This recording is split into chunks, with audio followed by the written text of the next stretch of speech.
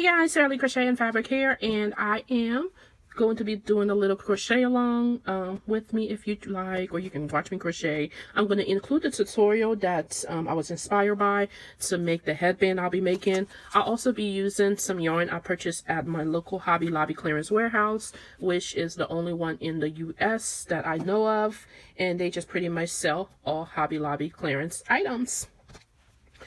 So, as you know, this yarn has sequins in it, so it makes it sometimes a tad bit challenging, but it's not bad at all. So what I usually do, I leave about a foot of straggler because I will use that to make the chains at the end to wrap around the head.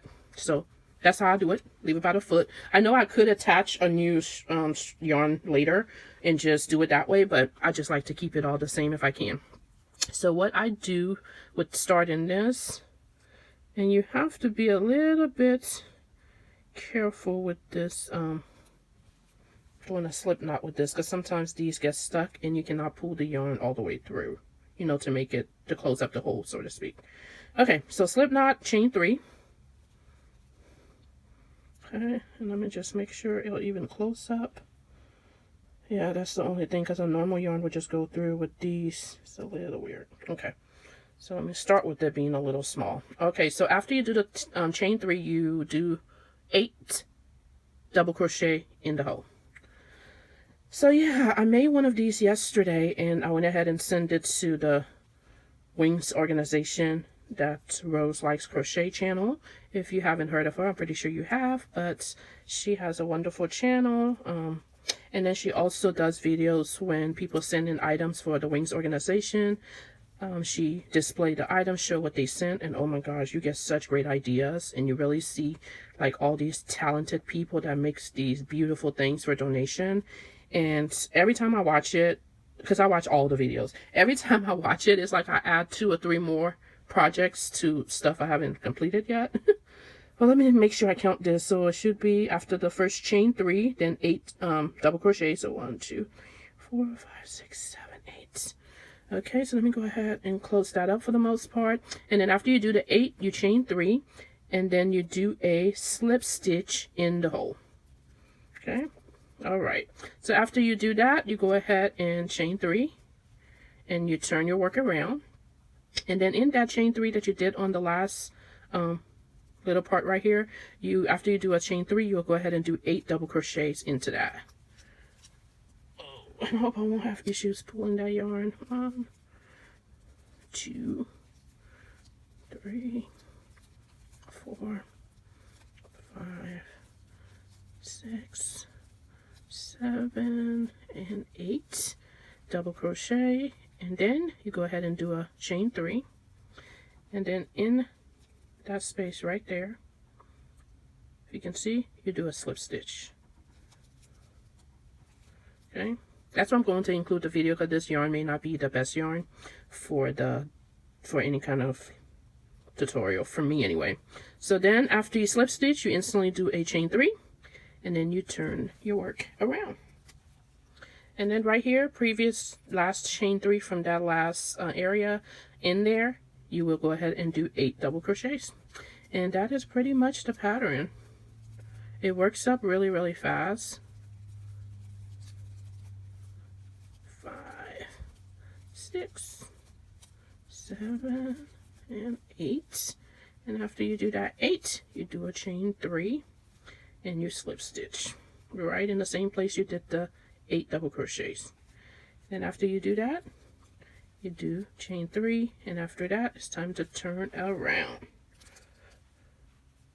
And once you turn around, you're going right into that previous space and do 8 double crochets. Yeah, the video that the lady does is with a non-fuzzy, non-glitter yarn, so you'll be able to see it. 1, 2, 3, 4. Much better, but it's a beautiful video. It's a great pattern. So I do like to, like most people, even though I read crochet patterns, I do like to watch videos. It's easier. 2, 3, 4, 5, 6, 7, and 8. Yeah, and the videos are just easier, so for me anyway. So that's what I like. Chain 3, and then slip stitch, and then chain 3 again and turn around. So this is what it's looking like right now, and you will just keep doing it until you are comfortable with the length. 3, 4, 5, 6, 8. Okay, 8 double crochet, chain 3, and then slip stitch right in the middle space there. Same space you work the 8 double crochets in. Okay, and then chain 3 before you turn around. So you see how it lays kind of flat like that?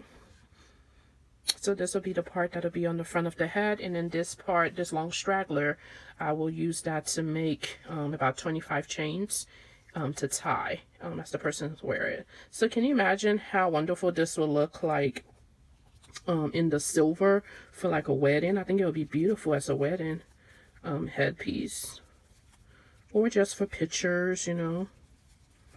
4, 5, 6, and 7. For this particular yarn, 3, 4, 5, 6, I found the little larger of a hook works better, because when I tried to use a 3.5 crochet hook, the sequence was getting stuck and it was just kind of more troublesome than I needed. So I just went ahead and increased the hook size, and it made a larger enough space so that the sequence can slide through.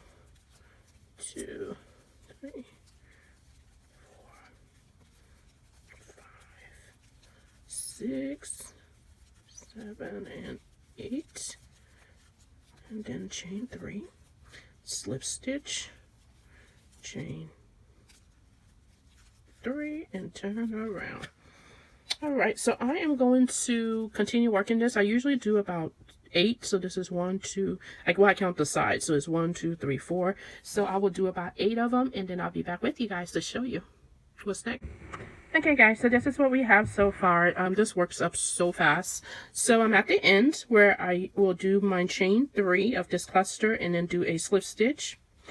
And this is what it looks like. This yarn does have a little stretch to it, which is pretty cool. So what I like to do is that I'll flip it around, and since this is this tip right here is the furthest point on this whatever it is right now. So I want to get to this part because this is where I want to start making the tie, which will just be, in this case, basic chains. So when I turn it around, I'll go ahead and just slip stitch my way up to the top of this. I just find that lays better. Okay, so right now I just lay it down, make sure. So that's the top up there, and I'm just going to do 25 chains. 2, 3, 4, 5, 6, 7, 8, 9, 10, 11, 12, 13, 14, 15, 16, 17, 18, 19, 20, 21, 22, 23, 24, 25. And then what I do, as you can see, there's the first chain from the hook. In the second chain from the hook, I do 4 half double crochets in there.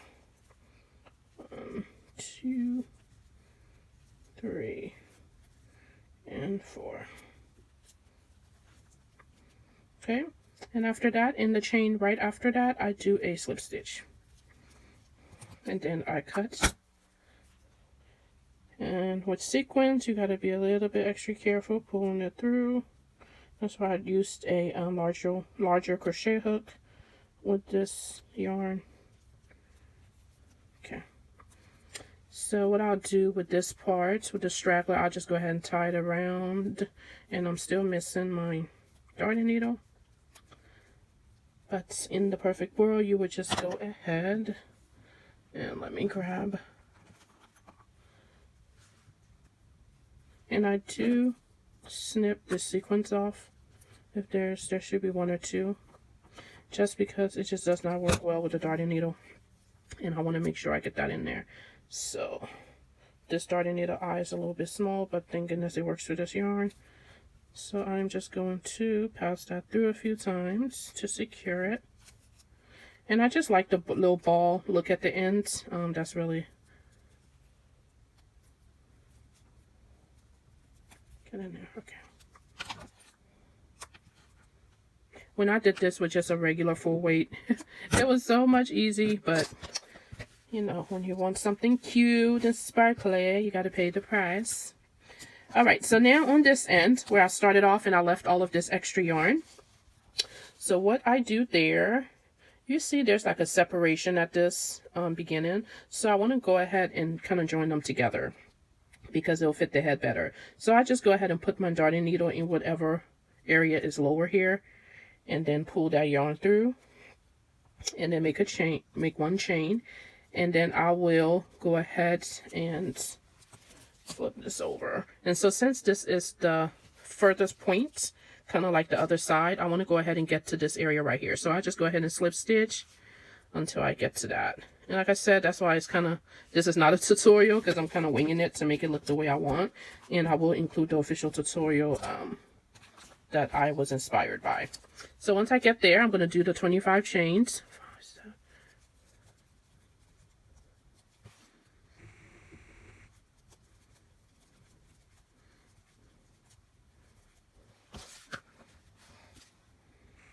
And I'm not even going to fib to you guys. I did not leave enough. So next time, I guess I'll leave a little bit more than just 12 inches. But it's not a big deal. We will just attach the yarn. Do that real quick.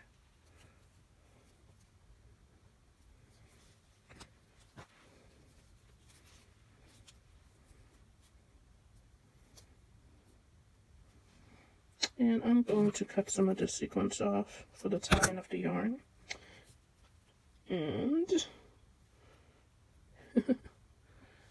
experiment. Oh my gosh. And you guys know I don't edit. I leave in all my flaws. See if that works. All right. So we got that part tied up.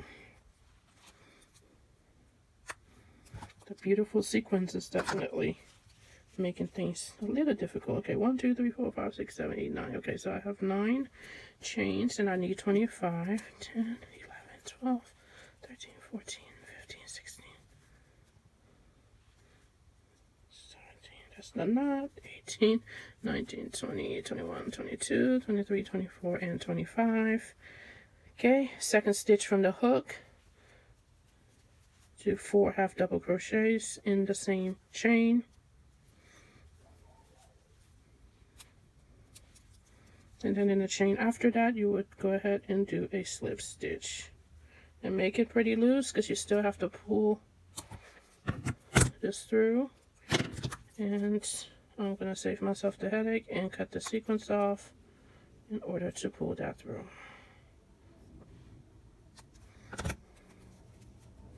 Okay. And I will try to use my wider darning needle this time. Let's see. I try to usually wrap it around once at the ends of this little knobby thing.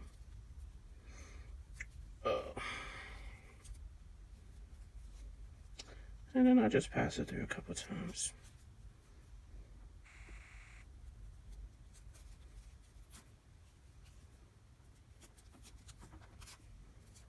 Okay. All right, so after much trial and error, this is what we have. And of course, I will always take a picture of it on a mannequin and show you guys in just a moment. Okay, guys, so I have the headband tied on the mannequin's head, and it is absolutely beautiful. And you see that's where the chains begin, so it kind of all the way past the ear. It's where I did the chains for the ties. And I think it's absolutely beautiful. I will include the picture of the purple one I made as well on her. So tell me, guys, what you guys think. I absolutely love this yarn, and because this used so little, I can make so many of these if that's what I choose to do. So let me know what you guys think about it, okay? I'll talk to you guys later. Bye.